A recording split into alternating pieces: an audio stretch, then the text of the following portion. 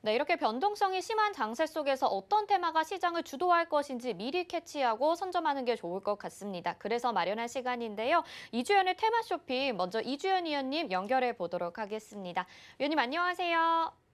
네, 안녕하세요. 네, 이번 주에도 여러 가지 테마들이 또 움직여주고 있는 것 같습니다. 벌써 뭐 오늘 원전 관련주, 위드 코로나 관련주들 상승하고 있는데 어떤 테마 이번 주를 좀 살펴보면 좋을지 소개 좀 해주세요.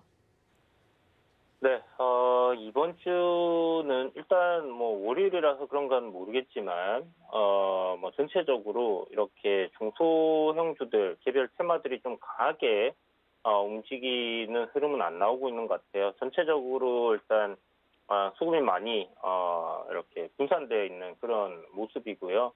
기존에 이제 강했던 테마들 좀 쉬어가는 흐름들, 보여주고 있는 상황이고, 그런 테마들 내에서의 뭐 순환매 흐름 이렇게 좀 잡혀지고 있는 것 같다라고 보여집니다. 그동안 이야기 드렸던 뭐 친환경 자동차 관련 섹터들, 특히 리비안 관련 섹터들 같은 경우 오늘 반등이 좀 나오고 있는데, 이게 이제 지속적으로 좀 상승 흐름이 나와지는지는 좀 흐름을 더 지켜봐야 될 것 같고요.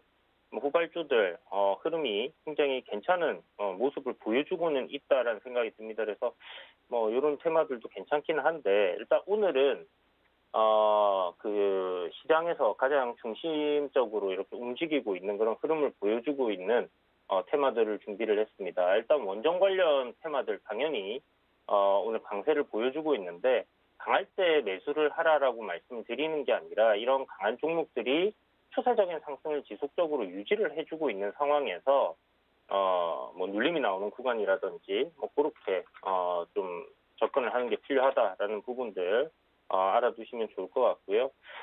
그다음에 이제 위드 코로나 관련주들이죠. 뭐 지금 놀자주들이라고 이렇게 좀 묶어서 여행주나 항공주, 그다음에 이제 뭐 카지노, 면세점 뭐 이렇게 해서 전반적으로 좀 잘 흐름이 나와주고 있는 그런 모습인데, 이쪽 관련 섹터들은 뭐 테마로서 이렇게 엮여서 움직임이 있긴 하지만 기존에 좀 이런 기대감이 많이 반영이 된 부분들 여전히 높다라는 부분을 생각해 두시고 단기적인 관점이다라고 생각해 두시면 좋을 것 같습니다.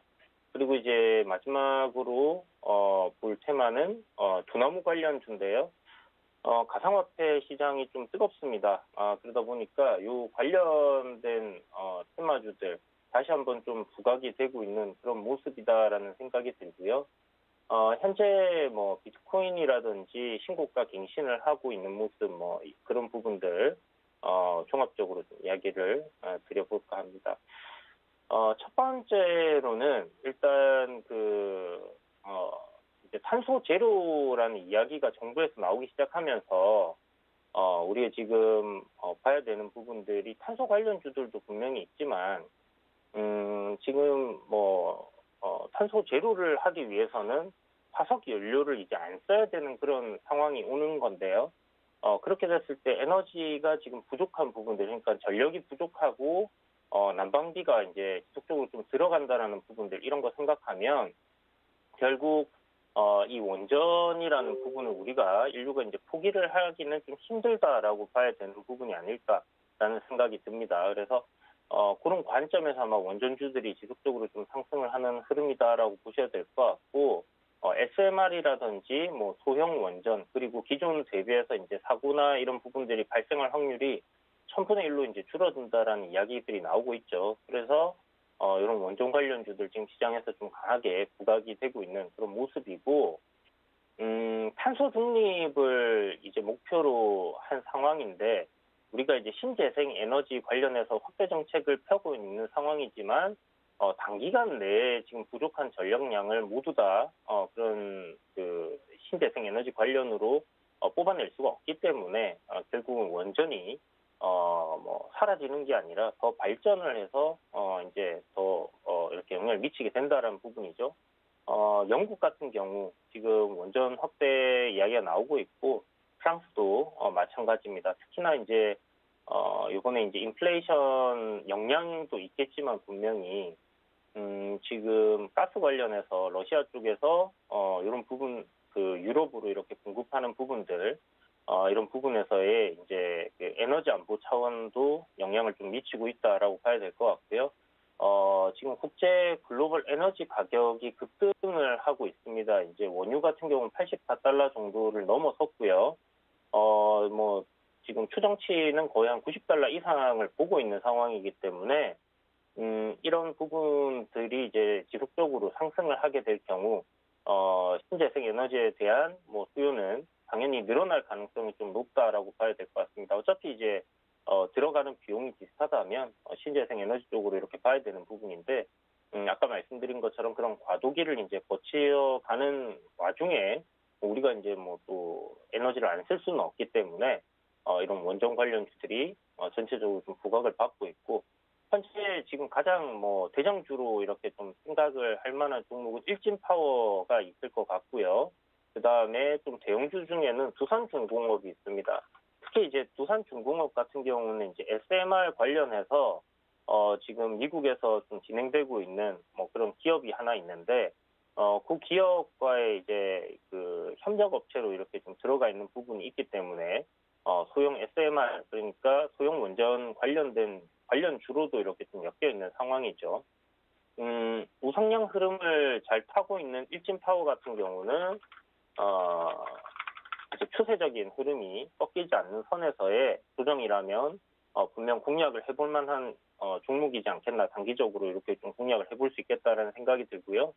두산중공업 같은 경우도 지금 일봉상 보시면 뭐 저항 구간에 이렇게 위치를 해 있는 상황인데 이 저항으로 작용할 수 있는 구간들을 뚫어내 준다면 추가적인 상승 흐름도 충분히 나올 수 있는 좀 저평가되어 있는 부분들이 분명히 있기 때문에 상승 흐름 양호하게 나올 가능성이 높다라고 생각이 들고요.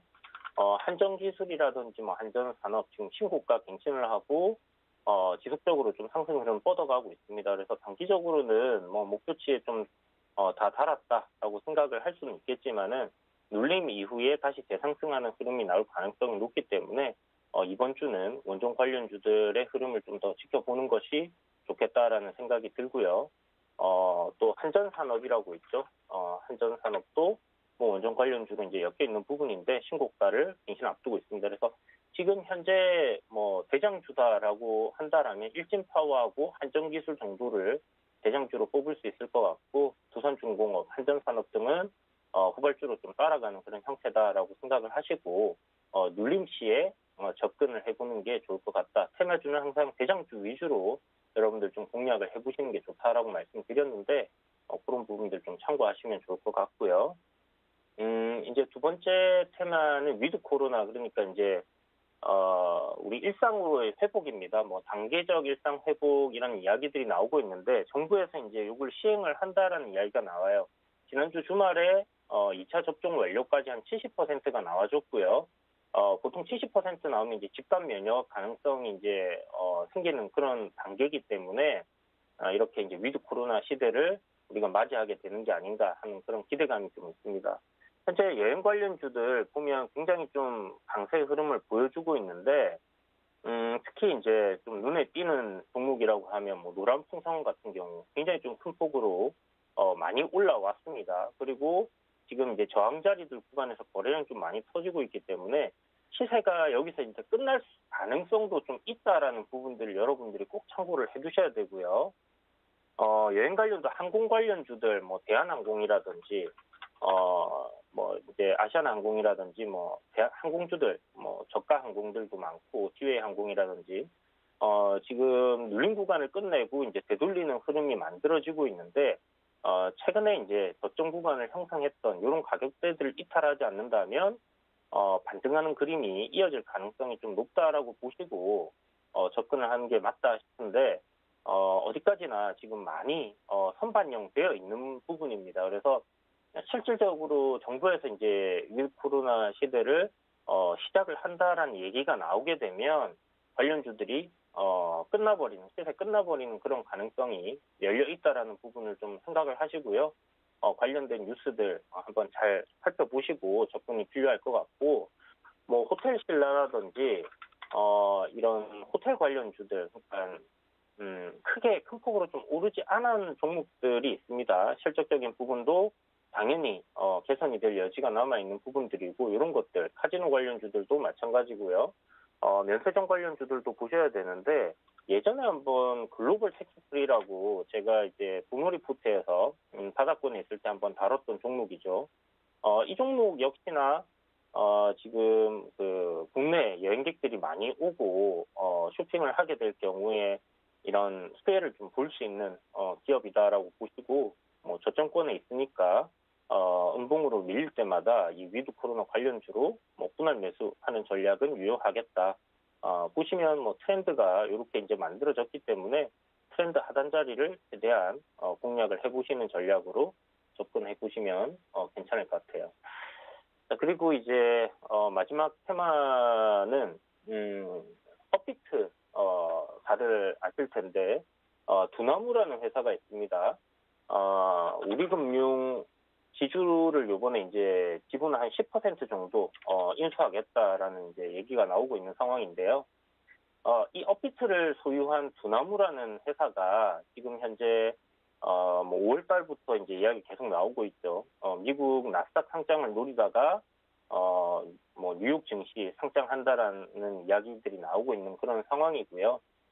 이런 상장 기대감에 뭐 올해 좀 많이 올랐습니다. 올랐다가 조정받고 다시 이제 상승 흐름을 보여주고 있는데, 뭐 가상화폐가 이제 뭐 비트코인 가격이 신고가를 갱신을 하고 급등을 한 부분들, 이런 부분들도 분명히 영향을 미치겠지만, 이 두나무라는 회사가 상장을 한다는 이슈가 왜 이렇게 크게 나오냐 하면, 코인베이스라는 기업이 뉴욕에 이제 미국장에 상장을 할 때 받았던 가치 평가를 생각을 해본다면 두나무가 보유한 이제 업비트 같은 경우 전체 거래량, 그러니까 거래 대금으로 따졌을 때 글로벌 1, 2위를 이제 뭐 세 손가락 안에 들어가는 이렇게 꼽히는 그런 거래소입니다. 그러다 보니까 뭐 미국 시장에서 상장 시 한 20조 정도의 가치를 평가받을 가능성이 높다라는 얘기가 나오고 있고, 지금 뭐 가상화폐 가격이 더 상승을 하고 있는 상황이고,